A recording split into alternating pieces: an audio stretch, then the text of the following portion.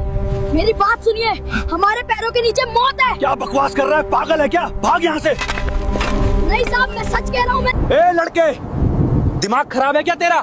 जा यहाँ से। हमारा रडार सिस्टम चालू है, हर जगह सेंसर लगे हैं, पत्ता भी हिलता है तो हमें पता। साहब आप तो बड़े अफसर हो, आप मेरी बात मान लो, मैं झूठ नहीं बोलता। वहाँ घास सूख गई है, नीचे मशीनें चल रही हैं। बेटा अब घर जाओ, रात हो रही है। ये बड़ों का काम है, फौज का काम है। जंग की बातें तुम बच्चे नहीं समझोगे। चलो जाओ अपनी माँ के पास। वो मेरी बात नहीं सुन रहे, क्योंकि मैं गंदा हूँ, क्योंकि मैं गरीब हूँ। सरहद पर खामोशी थी, मगर यह वो खामोशी थी जो किसी बड़े तूफान से पहले आती है।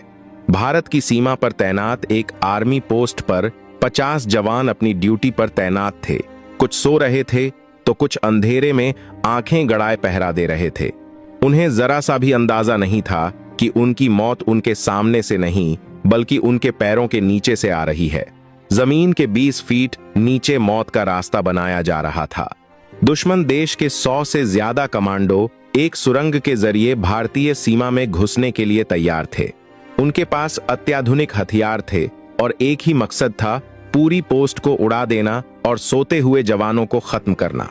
लेकिन उन हथियारों और टेक्नोलॉजी के बीच एक चीज थी जिसका अंदाजा दुश्मन को भी नहीं था। एक 14 साल का गरीब बकरी चराने वाला लड़का जिसका नाम विक्रम था। उसके पास कोई रडार नहीं था, कोई बंदूक नहीं थी। उसके पास सिर्फ एक पुरानी लाठी थी और अपने दादाजी की दी हुई सीख। क्या एक मामूली चरवाहा पूरी बटालियन को बचा पाएगा, या फिर वह रात भारतीय सेना के लिए काली रात बन जाएगी? यह कहानी आपको बताएगी कि देशभक्ति वर्दी की मोहताज नहीं होती। अगर आपको अपनी सेना पर गर्व है तो अभी लाइक करें और चैनल को सब्सक्राइब करें। और चलिए सरहद की उस खौफनाक रात का सच जानते हैं। कश्मीर की उन ऊंची पहाड़ियों पर शाम ढल रही थी। सूरज पहाड़ों के पीछे छिप रहा था और अंधेरा चीते की रफ्तार से घाटियों में फैल रहा था। ठंड इतनी ज्यादा थी कि अगर पानी बाहर रह जाए तो वह पत्थर बन जाए।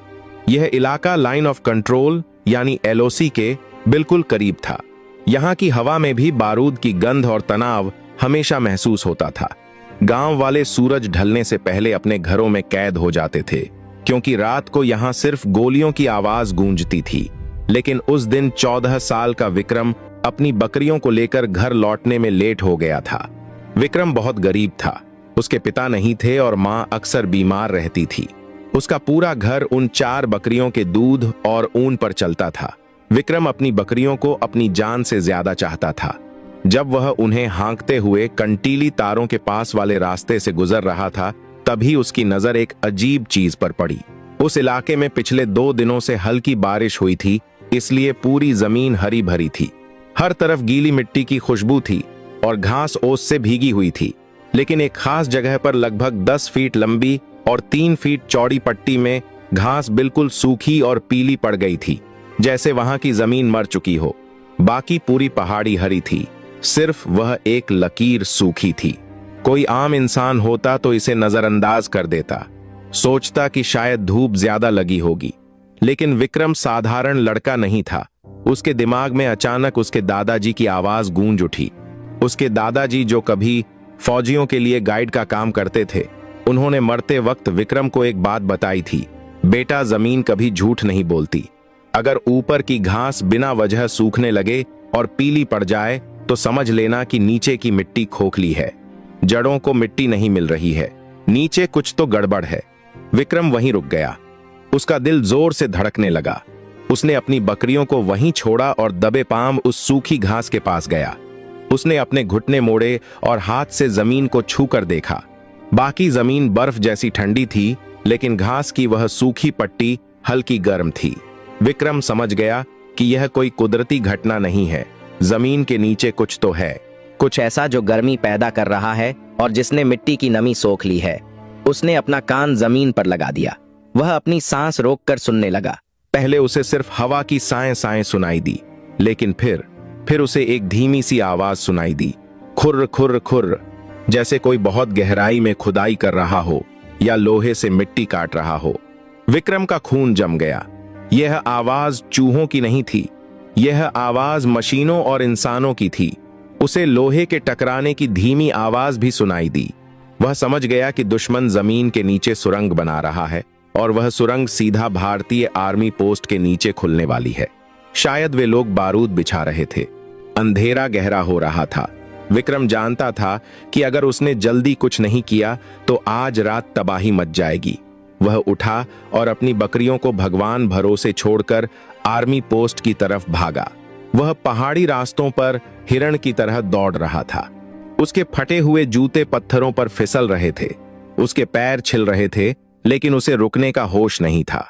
उसके दिमाग में बस एक ही चित्र चल रहा था, हमारे सोते हुए सैनिक और नीचे बारूद बिछाते दुश्मन।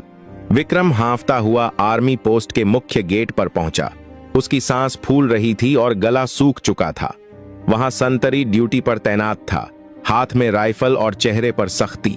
संतरी को देखकर विक्रम को थोड़ी हिम्मत मिली।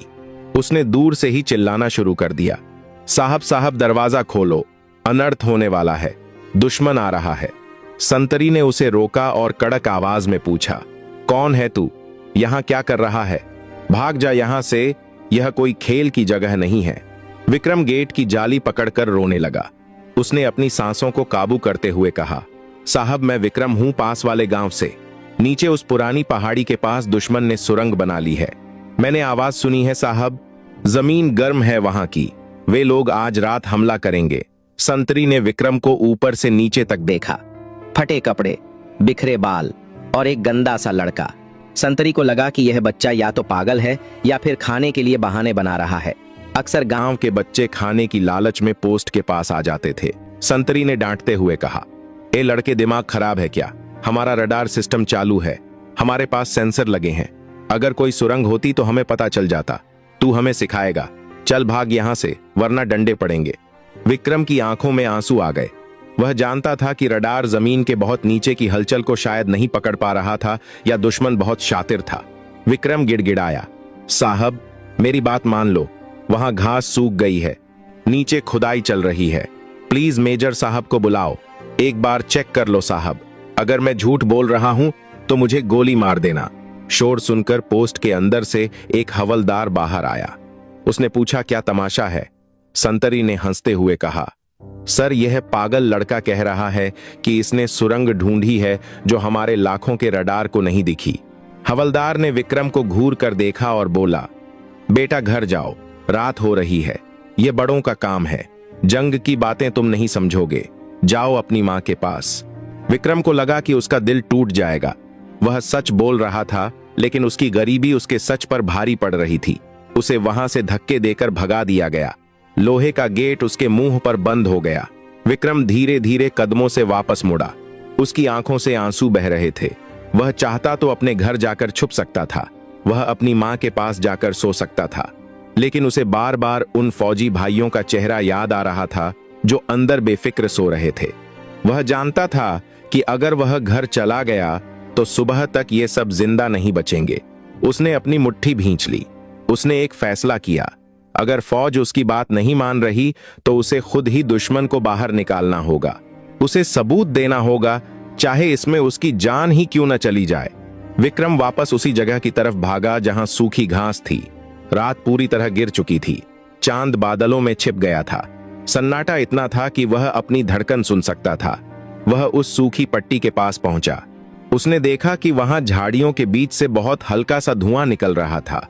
शायद नीचे ऑक्सीजन की कमी थी, इसलिए उन्होंने कोई छोटा सा छेद किया था सांस लेने के लिए। यह एक वेंटिलेशन पाइप जैसा था जिसे झाड़ियों में छुपाया गया था। विक्रम के दिमाग में एक खतरनाक प्लान आया। उसे अपने दादाजी का नुस्खा याद आया कि बिल में से सांप को निकालना हो तो आग मत लगाओ, धुआं करो। विक्रम ने आसपास देखा। वहां सूखी लकड़ियां और चीड़ के पेड़ों के सूखे पत्ते बहुत सारे पड़े थे। उसने जल्दी जल्दी ढेर सारी सूखी घास और फिर उसके ऊपर ढेर सारे गीले पत्ते जमा किए। उसका प्लान बहुत सीधा था, लेकिन जानलेवा था। वह जानता था कि अगर उसने उस छेद के ऊपर आग जला दी तो धुआं ऊपर जाएगा, लेकिन अगर आग के ऊपर गीले पत्ते डाल दिए और उसे ऊपर से ढक दिया तो हवा के दबाव से सारा धुआं नीचे सुरंग में भर जाएगा। विक्रम ने कांपते हाथों से अपनी जेब से माचिस निकाली। हवा तेज थी। पहली तीली बुझ गई, दूसरी भी बुझ गई। विक्रम ने भगवान का नाम लिया और तीसरी तीली जलाई। उसने सूखी घास के ढेर को उस बारीक छेद के ऊपर रखा और आग लगा दी। आग जल उठी। फिर उसने तुरंत उसके ऊपर ढेर सारे गीले पत्ते डाल दिए। गीले पत्तों ने आग को बुझाया नहीं बल्कि घना और कड़वा सफेद धुआं पैदा कर दिया। विक्रम ने अपनी पुरानी ऊनी चादर निकाली और उस ढेर के ऊपर डाल दी और खुद उसके ऊपर लेट गया ताकि धुआं बाहर न निकले बल्कि जमीन के अंदर जाए। जमीन के नीचे 20 फीट गहराई में दुश्मन के सैनिक अपनी खुदाई के आखिरी चरण में थे। वे पोस्ट से बस कुछ ही मीटर दूर थे और बारूद सेट कर रहे थे। अचानक सुरंग में खांसी की आवाजें आने लगीं। वह कड़वा और जहरीला धुआं सुरंग में तेजी से भरने लगा। दुश्मन सैनिकों का दम घुटने लगा। उनकी आंखों में जलन होने लगी। वे खामोश रहने की कोशिश कर रहे थे, लेकिन धुआं बर्दाश्त से बाहर था। अंदर अफरा तफरी मच गई। विक्रम ऊपर जमीन पर कान लगाकर सुन रहा था। नीचे हड़कंप मच गया था। उसे नीचे से गालियां देने की आवाजें और खांसने की आवाजें साफ सुनाई दे रही थीं। और तभी वह हुआ जिसका विक्रम को डर था। नीचे से किसी दुश्मन सैनिक ने घबराहट में ऊपर की तरफ अपनी राइफल से गोली चला दी ताकि हवा का रास्ता खुल सके। गोली जमीन को चीरती हुई ऊपर आई। विक्रम की किस्मत अच्छी थी कि वह 1 इंच खिसक गया था। गोली उसके कान के पास से सनसनाती हुई निकली और उसकी चादर में छेद कर गई। विक्रम डर के मारे लुढ़क कर दूर जा गिरा। उसका पूरा शरीर कांपने लगा, लेकिन गोली की वह आवाज रात के सन्नाटे में किसी धमाके की तरह गूंजी। अब सबूत मिल चुका था। आर्मी पोस्ट पर तैनात संतरी ने गोली की आवाज सुनी। हवलदार और मेजर साहब तुरंत बाहर आए। फायरिंग कहां से हुई? मेजर ने चिल्लाकर पूछा। संतरी ने कांपते हुए उंगली उठाई। सर, उसी तरफ से जिधर वह लड़का बता रहा था। मेजर का माथा ठनका। उनका तजुर्बा बता रहा था कि लड़का सच बोल रहा था। उन्होंने तुरंत सायरन बजा दिया। पोजीशन लो। क्विक रिएक्शन टीम मेरे साथ आओ। हमला हुआ है। मेजर और 10 जवान उस दिशा में दौड़े। जब वे वहां पहुंचे तो उन्होंने देखा कि एक छोटा सा लड़का जमीन पर लेटा है और एक ढेर से धुआं निकल रहा है और उसी जमीन के नीचे से खांसने और चिल्लाने की आवाजें आ रही थीं। मेजर समझ गए, यह एम्बुश था। दुश्मन नीचे था। घेरा डालो। मेजर ने इशारा किया। जवानों ने तुरंत उस इलाके को घेर लिया और अपनी राइफलें जमीन की तरफ तान दी। मेजर ने विक्रम को खींचकर पीछे किया और अपने जवानों को आदेश दिया, ग्रेनेड डालो। जवानों ने पिन निकाली और उस वेंट पाइप के जरिए 2 ग्रेनेड अंदर डाल दिए। धूम धूम। जमीन के अंदर 2 जोरदार धमाके हुए। जमीन हिल गई। सुरंग का एक हिस्सा धंस गया। धूल का गुबार उड़ा। अंदर से चीखें आईं और फिर सब शांत हो गया। कुछ देर बाद जब फौजियों ने खुदाई करके देखा तो वे सन्न रह गए। नीचे एक बहुत बड़ी सुरंग थी जो सीधा पोस्ट के नीचे जा रही थी। वहां 5 आतंकी मरे हुए पड़े थे और बाकी सुरंग के रास्ते पीछे भाग गए थे। उनके पास इतना RADX और हथियार थे कि वह पूरी पोस्ट को उड़ा सकते थे। नक्शे मिले जिनमें पोस्ट की पूरी जानकारी थी। एक बहुत बड़ी साजिश को नाकाम कर दिया गया था। सुबह हो चुकी थी। पूरी पोस्ट पर और आसपास के गांवों में विक्रम का नाम गूंज रहा था। जिस लड़के को रात में पागल कहकर भगा दिया गया था, आज वह उन सब की जान का रखवाला बन गया था। मेजर साहब खुद विक्रम के पास आए। विक्रम एक कोने में बैठा था। उसके हाथ काले थे और चेहरा धुएं से सना हुआ था। वह अभी भी सहमा हुआ था। मेजर साहब ने अपनी टोपी उतारी और विक्रम के सामने घुटने के बल बैठ गए। यह एक बहुत बड़ा दृश्य था। एक भारतीय सेना का अधिकारी एक गरीब चरवाहे के सामने झुका हुआ था। मेजर ने विक्रम का हाथ पकड़कर कहा, बेटा, मुझे माफ कर दो। हमने तुम्हारी बात नहीं मानी। हमें लगा हम सब जानते हैं, लेकिन तुमने साबित कर दिया कि असली रडार इंसान का दिमाग और हिम्मत है। अगर तुम अपनी जान पर खेलकर वह धुआं नहीं करते तो आज हम सब मर चुके होते। तुम आज के असली हीरो हो। विक्रम ने धीरे से कहा, साहब, मुझे हीरो नहीं बनना। मुझे तो बस यह डर था कि अगर आपको कुछ हो गया तो हमारे गांव की रक्षा कौन करेगा। दादाजी कहते थे कि फौजी है तो हम चैन से सोते हैं। मेजर की आंखों में नमी आ गई। उन्होंने विक्रम को गले लगा लिया। वहां खड़े हर जवान ने उस छोटे बच्चे को सैल्यूट किया। खबर जंगल की आग की तरह फैली। दिल्ली तक बात पहुंची कि कैसे एक बकरी चराने वाले ने एक बहुत बड़ी घुसपैठ नाकाम कर दी। अगले दिन एक समारोह हुआ। बड़े अधिकारी आए। विक्रम को सम्मानित किया गया। जब उससे पूछा गया कि उसे इनाम में क्या चाहिए, पैसे या नौकरी, तो विक्रम ने जो जवाब दिया उसने सबका दिल जीत लिया। विक्रम ने कहा, साहब, मेरे पास तो सब कुछ है, लेकिन मेरे गांव तक पक्की सड़क नहीं है। जब कोई बीमार होता है तो उसे कंधे पर उठाकर शहर ले जाना पड़ता है। मेरी माँ भी बीमार है।